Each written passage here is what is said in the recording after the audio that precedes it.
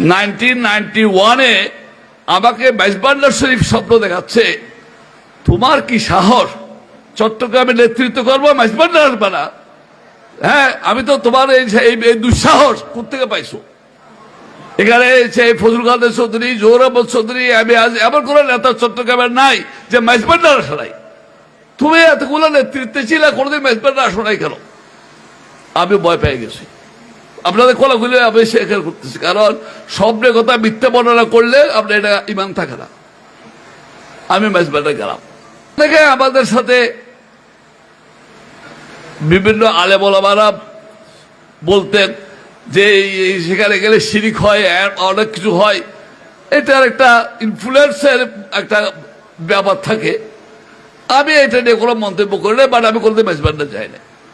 আমি একসময় ম্যাজিস্ট্রেট ছিলাম, আমি উপজেলা চেয়ারম্যান ছিলাম, 3-4 বার পার্লামেন্টের মেম্বার ছিলাম, তারপরে মেয়র ছিলাম, কিন্তু আমি মেজবান্ডার যাই নাই। যখন আমি মেয়র নাই, 1991-এ আমাকে মেজবান্ডার শরীফ স্বপ্ন দেখাচ্ছে, তোমার কি সাহস চট্টগ্রামে নেতৃত্ব করবো, মেজবান্ডার আসবে না? হ্যাঁ, আমি তো তোমার এই দুঃসাহস কোথেকে পাইছো? এখানে ফজলুল কাদের চৌধুরী, জহুর আহমদ চৌধুরী, আমি আজ এমন কোন নেতা চট্টগ্রামের নাই যে মেজবান্ডার আসে নাই। তুমি এতগুলো নেতৃত্বে ছিলে, কোনোদিন মেজবান্ডার আসো নাই কেন? আমি ভয় পেয়ে গেছি। আপনাদের কোলাগুলি আমি শেখার করতেছি, কারণ স্বপ্নের কথা মিথ্যা বর্ণনা করলে আপনার এটা ইমান থাকে না। আমি মেজবান্ডার গেলাম, জিয়ারত করে আসলাম, দেখে আমার মনে খুব ভালো লাগতেছে। এরপরে আমি কয়েকবার গেলাম। 1994-এর 30শে জানুয়ারি চট্টগ্রামে মেয়রের নির্বাচন হচ্ছে। আমার একটা অসুখ ধরা পড়ছে, বড় অসুখ। মহিউদ্দিন চৌধুরী আমার লগে এটা নিয়ে অনেক আলোচনা হলো, আর হয়তো অপারেশন করে ফেলো। ডাক্তার PB রায় ছিল একজন বড় সার্জন, উনি আমার থেকে কোনো পেমেন্টও নিলেন না, আমাকে সার্জারি করে দিলেন, আমি ভালো হয়ে গেলাম। মাস 3 মাস না যেতে দেখি রোগটা আমার আবার রিভাইভ করেছে। এখন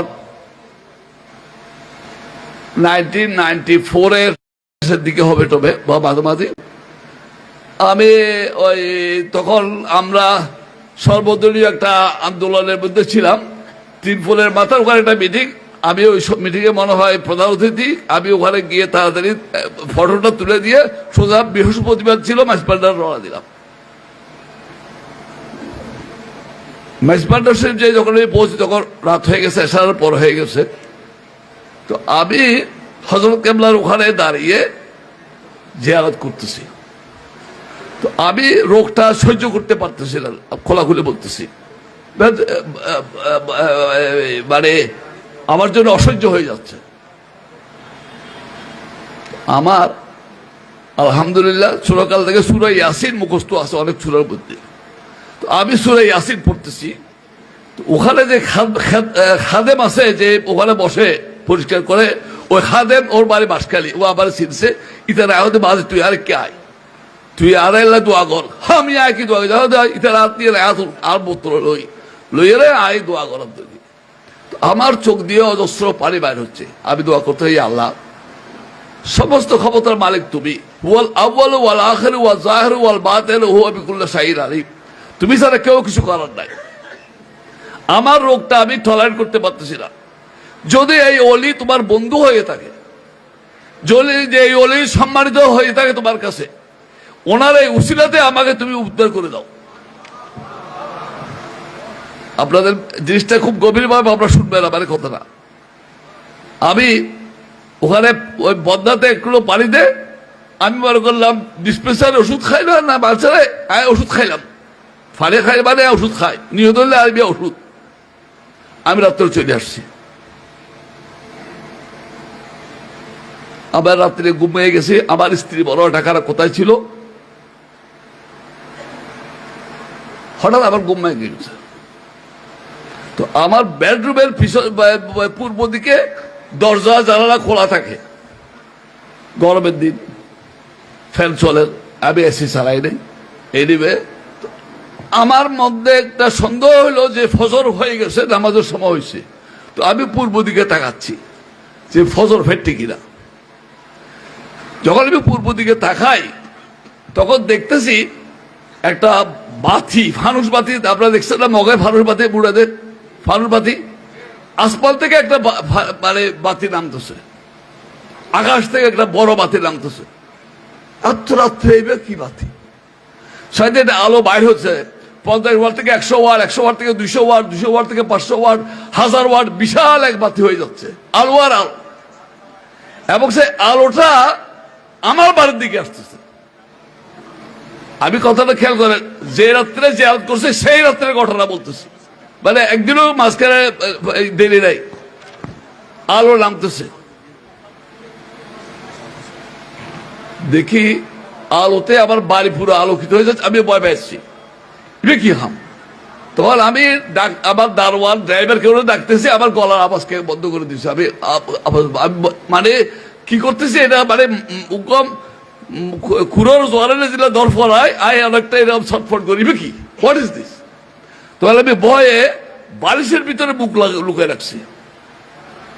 দেখি বালিশের পাশ দিয়ে আলো আসতেছে, তখন বালিশকে আরো এরকম করে আমি যাতে এটা না দেখি কি ঘটনা।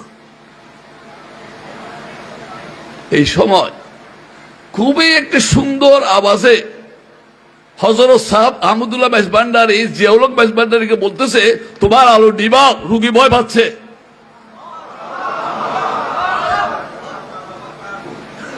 আমি এটা কিন্তু কোনো স্বপ্ন না, এটা কিন্তু বাস্তব ঘটনা বলতেছি। তোমার আলো নিবাও, রুগী ভয় পায়। দেখি মুহূর্তের মধ্যে আলো নাই। যে জায়গায় আমাকে ডাক্তার পিবি রায় সার্জারি করেছে, অপারেশন করেছে, সেই জায়গায় আহমদুল্লাহ মেজবান্ডারি হুজুর আমাকে অপারেশন করলেন। এবং আলহামদুলিল্লাহ আজ পর্যন্ত আমার এই রোগ নাই, আজ পর্যন্ত আমার এই রোগ নাই। এবং আমার মাথার উপরে হাত বুলে দিয়ে ওনারা চলে গেলেন। এখন এ কথা আমি কেন বলি না, কেন বলি না? যদি বলি আবার যদি এর হাতে রিপিট হয়, বেড়াবি ফল ফায়দা যদি হই। বাংলাদেশের এক সময় প্রধানমন্ত্রী ছিল মিজানুর রহমান চৌধুরী, বাড়ি চাঁদপুর। পাকিস্তান আমল থেকে ন্যাশনাল অ্যাসেম্বলি অনেক ভাই মেম্বার ছিলেন। উনি চিড়েগাং আসলে আমার বাড়িতে থাকতেন। এখন আমারে উনি বলতেছে, মাহমুদ আমি তো আসছি খালি একদিন বেইনে মাইজবান্ডা যাইতে হবে। আশরাফ খান নামে ওই যে আবারত খান সাহেবের ছেলে আশরাফ খানও আছে, তো তুমি যেতে পারবা? আমি পারবো। আমি আশরাফ খান, মিজান চৌধুরী মাইজবান্ডা যাচ্ছি। মিজান চৌধুরী আবার জিজ্ঞেস করতেছে, আচ্ছা তুমি কি এখানে মাঝে মধ্যে আসো? আমরা আসি। তো এখানে কোনো ফল পাইছো, কোনো বেনিফিট পাইছো এখানে? আসি। আমি পাইছি। বলো বলো। আমি যেটা বলবো না। বলো কেন? আর যদি আমি বলি যেটা পাইছি সেটা যদি চলে যায়, কথা বুঝে নিয়ে, যদি পাইছি সেটা আবার চলে যায়। হয়তো মানুষের থেকে উপকার পেলে এটা বলতে হয়, কৃতজ্ঞতা স্বীকার করতে হয়। তোমারটা আগে বলো, আমারটা পরে বলতেছি। তো আমারটা ওনাকে বললাম, তারপর ওনারটা আমাকে বলা শুরু করলো। ওনারটা আমাকে বলতেছে যে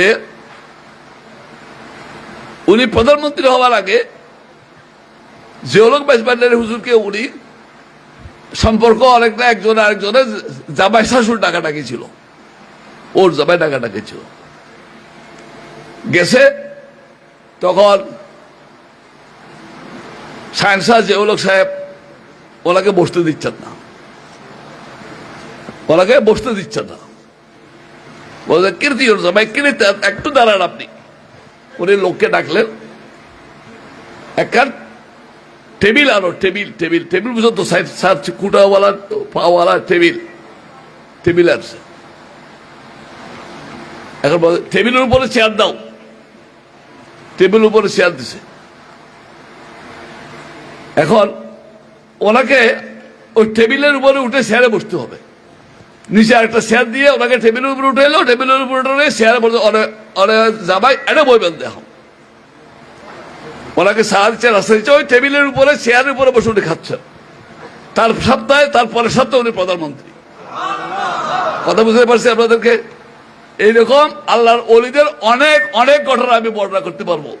এখানে ডাক্তার মহিরুল ইসলাম মাহমুদ আছে, আমি আর ডাক্তার মহিরুল ইসলাম মাহমুদও অনেক অলিদের দরবারে গেছি, অনেক ঘটনা আছে। আল্লাহ অলিদেরকে আল্লাহ যে পাওয়ার দিয়ে দেয়, সেটা এখনকার যে নতুন প্রজন্ম তাদের কাছে মেসেজটা যাচ্ছে না। এখানে হচ্ছে আবার মানে মানে কি বলবো, অন্তরের আঘাত। এখনকার ইয়াং কমিউনিটির কাছে আমরা মেসেজ পৌঁছাতে ব্যর্থ হচ্ছি। ইয়াং কমিউনিটির কাছে এখনকার হচ্ছে আধুনিক ধর্ম, আধুনিক সবকিছু আধুনিক, এভরিথিং আধুনিক। এখানে রুহানিয়ত নিয়ে ওদের মধ্যে যে কনফিউশন, সেটা থেকে কিভাবে উত্তর করা যাবে, ডাক্তার সৈয়দ জিয়াউর রহমান মাসবান্দারী সাহেবের এই স্মরণ সভায় এসে আমি আপনাদেরকে আহ্বান জানাই।